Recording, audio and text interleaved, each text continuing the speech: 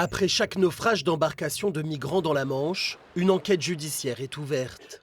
Objectif, déterminer les causes exactes des décès, mais aussi identifier les victimes. Un travail parfois difficile pour les médecins légistes, la justice sollicite alors les militants associatifs. Quel rôle jouent les associations dans l'identification des victimes?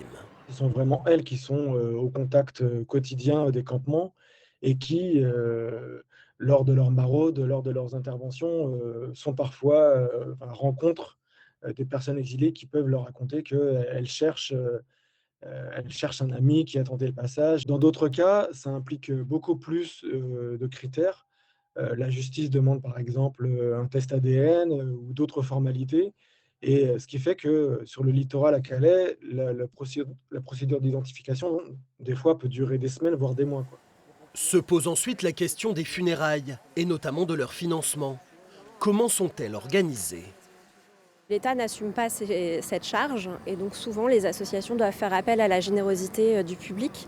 Pour cela, une cagnotte existe avec un appel aux dons pour accompagner les familles à financer soit un enterrement, donc des funérailles ici en France, ou bien tenter de rapatrier les dépouilles dans le pays d'origine des personnes.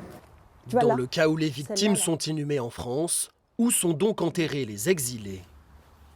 Lorsqu'une personne décède sur le territoire d'une commune, normalement la commune doit l'enterrer sur son territoire. Et c'est vrai que lorsqu'il y a des naufrages comme ça assez importants, des drames avec autant de personnes défuntes, ça peut être très compliqué de trouver un cimetière qui accepte de prendre les dépouilles.